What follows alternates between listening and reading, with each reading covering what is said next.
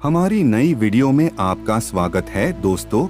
आज हम आपको बताने वाले हैं कि कैसा होगा कलयुग का अंतिम दिन। तो चलिए अब शुरू करते हैं। कलयुग को बाकी सभी युगों में सबसे ज्यादा श्रापित और बुरा माना जाता है। इसका अंत भी बाकी युगों से काफी अलग और प्रचंड होगा, जिसके बारे में सुनकर आप सबकी रूह कांप जाएगी।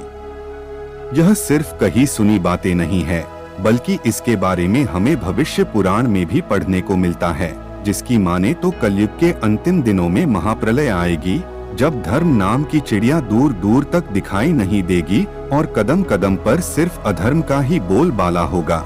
यह वही समय होगा जब इंसानों की उम्र धीरे धीरे कम हो जाएगी और आखिर में जाकर उम्र 20 साल की रह जाएगी।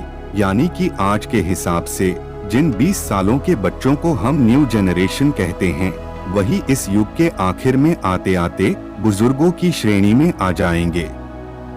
यानी उस समय के 20 साल के लोग अपनी मौत के करीब होंगे। सिर्फ यही नहीं, इंसानों के बाल तक 2 से 3 साल की उम्र में ही सफेद होने लगेंगे। आजकल के दौर को देखकर लगता होगा कि पाप कितना बढ़ गया है। भाई भाई का दुश्मन हो रहा है। जो पत्नियां पतियों को परमेश्वर मानती थीं, वो आज अपने पति को किसी और के लिए छोड़ रही है। आपको यह जानकर हैरानी होगी कि यह तो कलयुग का 1% भी नहीं है। जब घोर कलयुग आएगा तब पापियों की गिनती करते नहीं बनेगी। उस दौरान सिर्फ अधर्म का राज होगा और अधर्म भूखे राक्षस की तरह एक एक पर हर सेकंड बढ़ता जाएगा, जिससे उस समय का एक आदमी भी नहीं बचेगा। आज के दौर में बेवफा पति या पत्नियों के किस्से सुनने को मिल जाते हैं और आपको यह जानकर हैरानी होगी कि एक समय ऐसा भी आएगा जब ऐसी एक भी स्त्री नहीं बचेगी जो अपने पति की इज्जत करती हो। वो सभी पराये मर्दों के साथ रिश्ता भी रखेगी और हाँ, उस समय के 16-16 साल की बच्चियां बच्चों को जन्म देगी। एक बार उस समय को सोच के देखिए, कितना खतरनाक समय होगा। भले ही हम न रहें, किसी न किसी योनि में रहकर यह सब देख रहे होंगे। इतना ही नहीं, महाभारत में भी कलयुग के अंत में होने वाले प्रलय का वर्णन किया गया है। महाभारत की माने तो जैसे जैसे घोर कलयुग आता जाएगा, वैसे वैसे धर्म, सत्य, पवित्रता, क्षमा, दया, आयु बल और याद रखने की शक्ति में भी कमी आती जाएगी। प्रलय यहीं पर नहीं रुकेगा। महाभारत में बताया गया है कि जब घोर कलयुग आएगा तब बारिश नहीं होगी और सूरज का तेज इतना बढ़ जाएगा कि 7 समुद्र और नदियां सूख जाएगी। मौसम में ऐसा बदलाव आएगा कि जिसे समझ पाना मुश्किल हो जाएगा। कभी कड़ाके की सर्दी पड़ेगी तो कभी पाला पड़ेगा, आंधी चलेगी तो कभी गर्मी पड़ेगी तो कभी बाढ़ आ जाएगी। गर्मी इतनी पड़ेगी कि यहाँ से पाताल लोक तक सब भस्म हो जाएगा। वहीं दूर के तालाब को ही तीर्थ स्थल मानने लगेंगे और गंगा नदी को तीर्थ की श्रेणी में नहीं मानेंगे। पुराणों की माने तो कलयुग में चालाक और लोभी व्यक्ति को विद्वान माना जाएगा। ऐसे लोगों को लोग धर्मात्मा कहेंगे और उनके पद चिन्हों पर चलेंगे। समय इतना बदल जाएगा कि शास्त्रों और वेदों का पालन कोई भी नहीं करेगा। सभी धर्म गुरु अपने फायदे के लिए लोगों का इस्तेमाल करेंगे। वे सभी के चर्चे तो करेंगे, लेकिन उनके आचरण राक्षसी जैसे होंगे।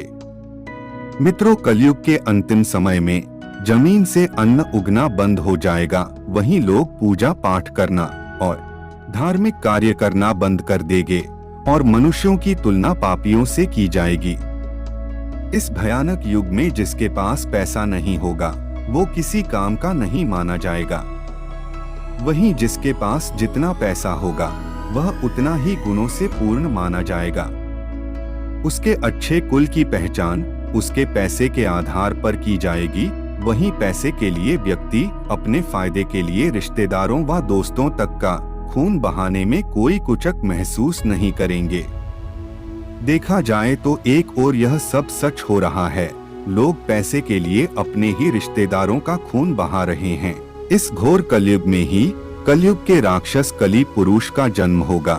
मित्रों, आपने तो यह सुना ही होगा कि जब जब धरती पर पाप बढ़ता है, तब तब भगवान विष्णु किसी न किसी रूप में जन्म लेकर धर्म की स्थापना करते हैं।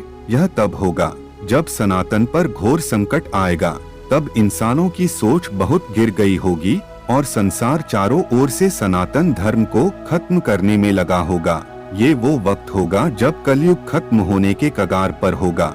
तब धरती पर भगवान कल्कि का अवतार होगा। भगवान कल्कि और कोई नहीं बल्कि भगवान विष्णु के ही अवतार होंगे। वहीं दूसरी तरफ राक्षस कली को ही सभी लोग भगवान मानने लगेंगे। वो जैसा कहेगा वही कलयुग के लोग करेंगे। कल्कि अवतार के जन्म लेने से पहले ही कली पुरुष संपूर्ण मानव जाति पर हावी हो जाएगा और भगवान को पहचान पाना उनके लिए बहुत मुश्किल हो जाएगा और हर एक इंसान कली पुरुष की मायावी शक्ति के कैद में आ जाएगा, जिससे जो वो चाहेगा वैसा ही होगा। सिर्फ यही नहीं, कली पुरुष इंसानों के अंदर घुसकर उन्हें बुराइयों की ओर धकेलने की कोशिश भी करेगा। यह समय के साथ भौतिक स्वरूप भी ले लेगा और यह अधिक शक्तिशाली भी हो जाएगा। कली पुरुष का शक्ति स्वरूप अधर्म है, यानी कि उसकी शक्ति को अधर्म दोगुना करता है और यह उसे यही युग में मिलता है। बढ़ती शक्ति के साथ उसकी सेना में इंसान ही होंगे और तो और कली पुरुष इंसानों को वो शक्तियां भी देगा जिसे उनकी जरूरत होगी। इंसानों की बढ़ती शक्ति से कली पुरुष और भी ताकतवर हो जाएगा। धीरे धीरे इंसान की शक्ति देवताओं से भी ज्यादा हो जाएगी और इस बार का युद्ध बहुत खतरनाक होने वाला है।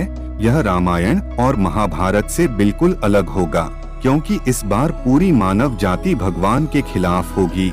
लेकिन हर बार की तरह भगवान इस बार भी कलयुग से अधर्म का नाश करके धर्म स्थापना करेंगे और सतयुग की शुरुआत करेंगे। जब कलयुग के सारे पापियों का नाश हो जाएगा, तब नया युग यानी सतयुग आएगा। तब कलयुग के असर को पूरी तरह से खत्म करने के लिए धरती पर लगातार 12 सालों तक मूसलाधार बारिश होगी, जिससे पूरी धरती जलमग्न हो। तब फिर एक साथ 12 सूर्योदय होंगे और जलमग्न हुई पृथ्वी का जल सोख लेगा। तब जाकर कहीं संसार में फिर से जीवन यापन संभव हो पाएगा। मित्रों, आपको यह भी बता दें कि महर्षि वेद व्यास जी ने सभी युगों में कलयुग को ही सर्वश्रेष्ठ युग बताया है। उन्होंने कहा है कि सतयुग में 10 सालों के जाप के बाद व्यक्ति को पुण्य की प्राप्ति होती है और वहीं त्रेतायुग व द्वापर युग में 1 साल के तप से ही पुण्य प्राप्त किया जा सकता है। लेकिन कलयुग में इतना ही बड़ा पुण्य केवल मात्र 1 दिन से ही प्राप्त किया जा सकता है। इस तरह व्रत और तप के फल के प्राप्ति के लिए कलयुग ही सर्वश्रेष्ठ युग है। सच्ची भक्ति से मनुष्य ईश्वर के करीब जा सकता है। कली पुरुष को समाप्त करने के लिए कई चिरंजीवी पुरुष भगवान कल्कि का साथ देंगे। ऐसा केवल भविष्य पुराण में ही नहीं बल्कि कई अलग अलग पुराणों में भी इसका जिक्र किया गया है। भगवान कल्कि के शिशु रूप के दर्शन के लिए परशुराम, कृपाचार्य, वेद व्यास और अश्वत्थामा भिक्षुक के रूप में आएंगे। भगवान कल्कि के 3 भाई होंगे जो कि उनसे पहले ही जन्म ले चुके होंगे। आपको बता दें कि इन दिव्य पुरुषों में से एक हैं रुद्र अवतार हनुमान जी, जो कि त्रेतायुग से भगवान कल्कि की प्रतीक्षा कर रहे हैं। कलयुग में एक ऐसा समय भी आएगा जब हनुमान जी को एक बार फिर से भगवान कल्कि के अवतार में राम जी के दर्शन होंगे और कली पुरुष के वध करने में विष्णु अवतार की मदद करेंगे। इसके बाद श्री राम द्वारा दिए वचनों का कार्यकाल समय भी समाप्त हो जाएगा और भगवान शिव के रुद्र अवतार हनुमान जी भगवान शिव में समा जाएंगे। वहीं भगवान परशुराम कलयुग में जीवित हैं, जो भगवान विष्णु के 6ठे अवतार हैं। पौराणिक कथाओं के अनुसार भगवान कल्कि के गुरु परशुराम ही होंगे। कहा जाता है कि परशुराम आज भी महेंद्रगिरी पर्वत पर तपस्या में लीन होकर भगवान कल्कि की प्रतीक्षा कर रहे हैं। भगवान कल्कि की 2 पत्नियां होंगी, पहली लक्ष्मी स्वरूप पद्मा और दूसरी पत्नी वैष्णवी शक्ति रूपा रमा। भगवान राम के अवतार के समय देवी वैष्णवी ने भगवान से विवाह करने के लिए काफी तपस्या की थी और श्री राम ने कलयुग में उन्हें पत्नी बनाने का वरदान दिया था। कल्कि अवतार के 4 पुत्र भी होंगे, जो जय, विजय, मेघवाल और बलाहक होंगे। बताया जाता है कि भगवान कल्कि का वाहन सफेद रंग का घोड़ा होगा, जिसका नाम देवदत्त होगा। वह घोड़े पर सवार होकर पापियों का अंत करेंगे और धर्म की फिर से स्थापना करेंगे।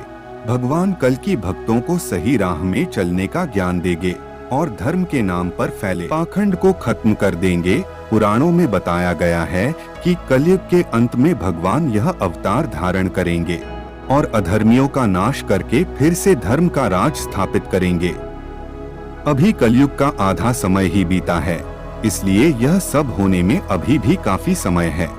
कल्कि पुराण की माने तो कलि पुरुष का पूर्ण अंत नहीं होगा, बस उसकी शक्तियां खत्म हो जाएगी, लेकिन एक बार फिर से अगले कल्प में वह कलयुग में प्रकट होगा। कलि पुरुष का साथ देने वाले मनुष्य का भी अंत हो जाएगा।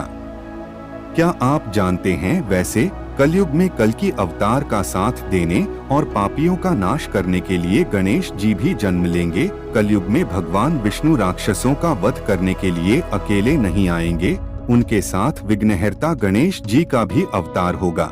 जिस प्रकार भगवान कल्कि देवदत्त घोड़े पर सवार होकर पाप का नाश करेंगे, उसी प्रकार गणेश जी भी नीले रंग के घोड़े पर सवार होकर पापियों का विनाश करेंगे, जिसके बाद सतयुग की नई शुरुआत होगी। गणेश पुराण में गणेश जी के इस अवतार के बारे में पूरी तरह से वर्णन मिलता है। इस पुराण में भगवान शिव ने पार्वती से कहा है कि कलयुग के अंत में गणेश जी 4 भुजा से युक्त होकर अवतार लेंगे। जब भगवान विष्णु अपना 10वां अवतार कल्कि अवतार के रूप में लेंगे और कलि पुरुष नाम के राक्षस का नामो निशान इस दुनिया से मिटा देंगे। लेकिन बढ़ते पाप को देखते हुए कलयुग के अंत में केवल एक राक्षस नहीं होगा, जिसकी वजह से दुनिया में अधर्म का राज होगा। कलि जैसे असंख्य राक्षस होंगे, जिनमें से एक खतरनाक और मायावी होगा, जिसका नाम अभिमानासुर होगा, जिसका वध गणेश जी के हाथों होगा। कलयुग में गणेश जी के अवतार का नाम धूम्रवर्ण और शूर्पकर्ण होगा। भगवान के हाथों में खड़ग होगा। वे अपनी इच्छा से गणेशी सेना और अस्त्र शस्त्र को प्रकट करेंगे। पापियों के बढ़ते मनोबल और धर्म की हानि से गणपति के आंखों में क्रोध भरा रहेगा। पापियों का नाश करने के लिए शूर्पकर्ण आंखों से अग्नि की बारिश करेंगे। पापियों का नाश करने के बाद जब गणेश जी का क्रोध शांत होगा, तब अधर्मियों के डर से छुपे हुए संत जनों को भगवान गणेश जी आशीर्वाद देंगे और उनके हाथों में धर्म की स्थापना का कार्य सौंपेंगे। इस तरह फिर से सतयुग की शुरुआत गणेश जी के ही हाथों से होगा।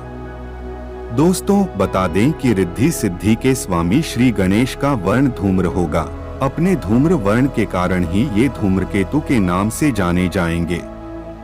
धूम्रकेतु के 2 हाथ होंगे, उनके नाम शूर्पकर्ण, धूम्रवर्ण और धूम्रकेतु होंगे। धूम्रकेतु के शरीर से नीली ज्वाला उठेगी। विनय के प्रति गजानन के इस रूप में क्रोधी भी होंगे। यह जानकारी आपको कैसी लगी, कमेंट में जरूर बताएं। ऐसी ही जानकारी जानने के लिए हमारे चैनल को सब्सक्राइब जरूर करें।